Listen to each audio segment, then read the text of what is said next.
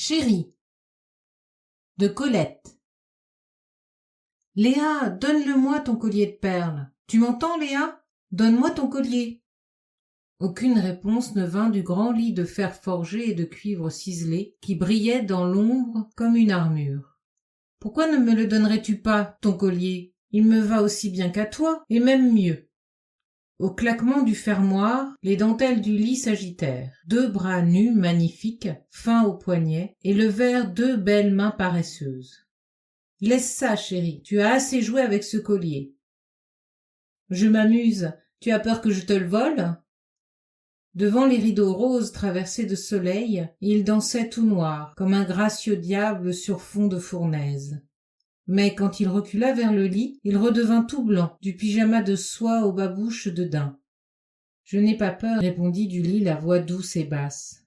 Mais tu fatigues le fil du collier, les perles sont lourdes.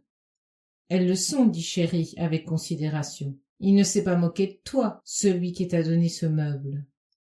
Il se tenait devant un miroir long, appliqué au mur entre les 2 fenêtres, et contemplait son image de très beau et très jeune homme. Ni grand ni petit, le cheveu bleuté comme un plumage de merle, il ouvrit son vêtement de nuit sur sa poitrine mate et dure, bombée en bouclier, et la même étincelle rose joua sur ses dents, sur le blanc de ses yeux sombres et sur les perles du collier.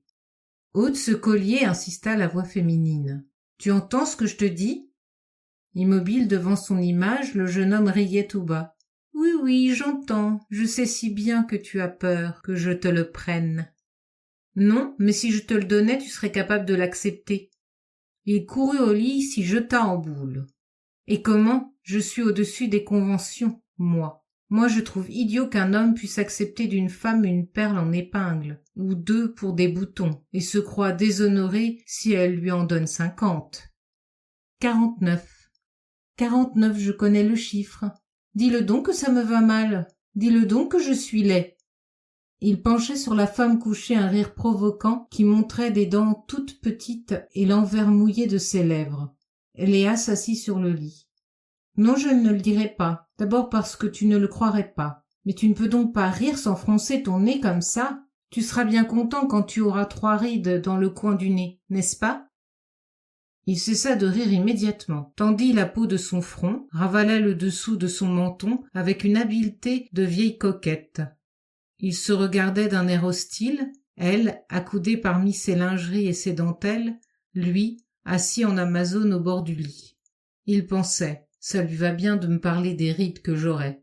Et elle, pourquoi est-il laid quand il rit, lui qui est la beauté même? Elle réfléchit un instant et acheva tout haut sa pensée.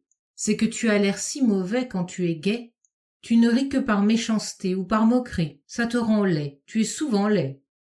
« Ce n'est pas vrai !» cria Chéri, irrité.